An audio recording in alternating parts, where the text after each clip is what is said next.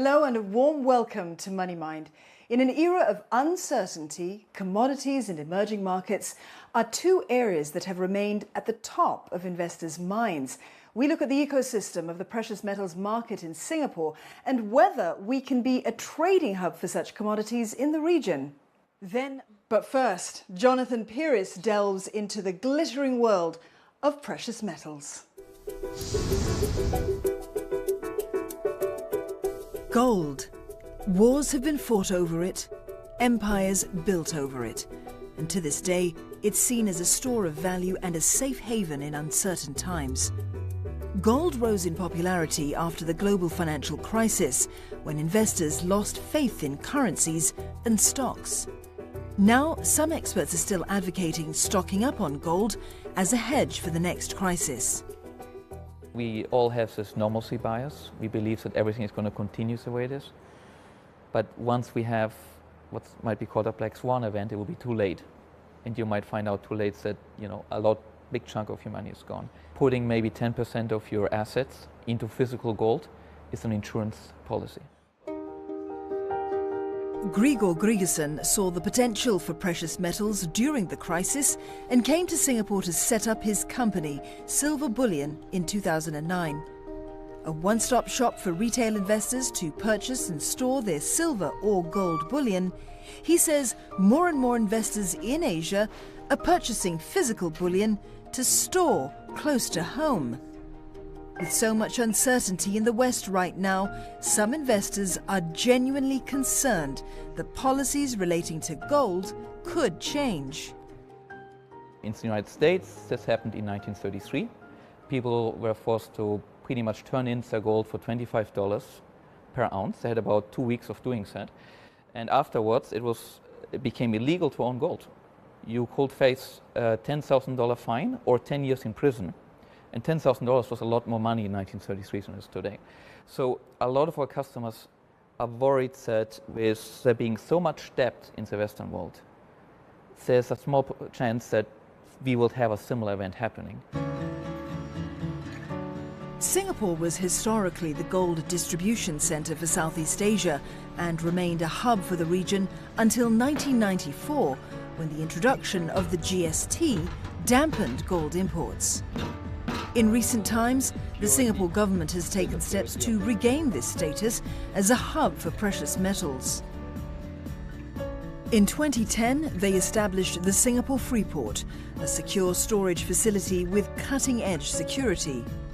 And more importantly, exempted precious metals from the GST in 2012.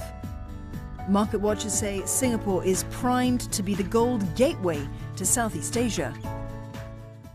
If a customer is going to put 10% of his net worth in some vault somewhere in the world, he wants to put it in a place where he can be sure it's going to be safe, in a jurisdiction which he can be sure it's safe.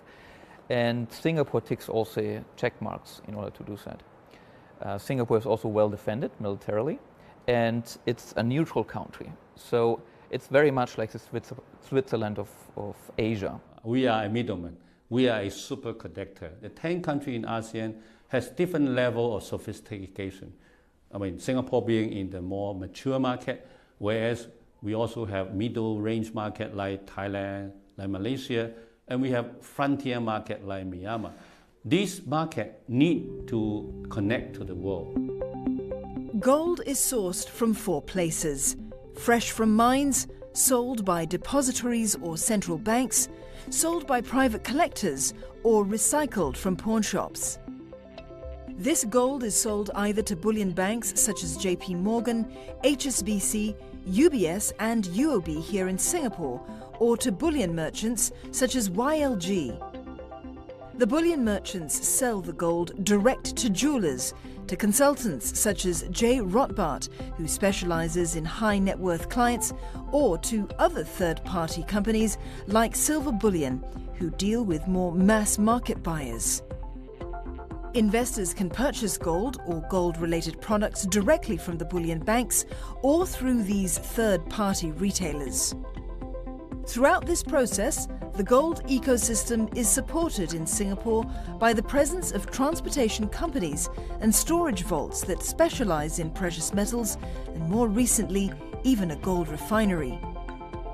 Experts say Asia is now driving the rising demand for gold.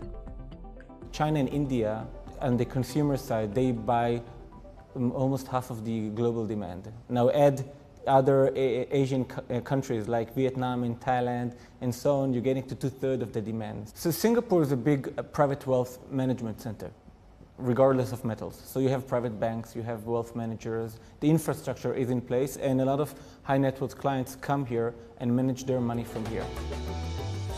While some investors choose to invest in paper gold through futures, ETFs and other financial instruments, owning the physical metal is preferable for others. It's fully paid. With physical gold, I can go to, it's 24 hours. I can bring my piece of gold to the pawn shop or to the jewelry shop. I want some cash.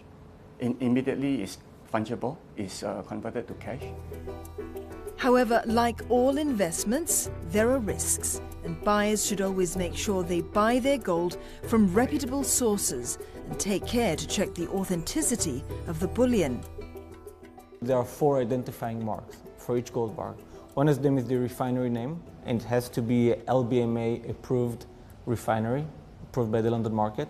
It has the weight, in this case 1 kilogram bar, the purity, which for investment is 99.99% pure, and very important is that each bar has a unique number. So this is how, when clients buy gold from us and they store it, each gold bar is allocated per client. And we encourage clients to come and see those bars.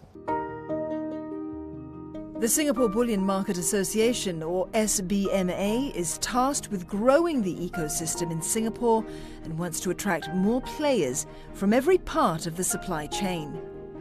They're organising a conference next week in partnership with IE Singapore as part of their efforts to develop and strengthen a unified body in Southeast Asia for the bullion market. One of SBMA job is to try to help this country to have to harmonize the regulation in all these countries. The objective is to make gold more accessible to the investor.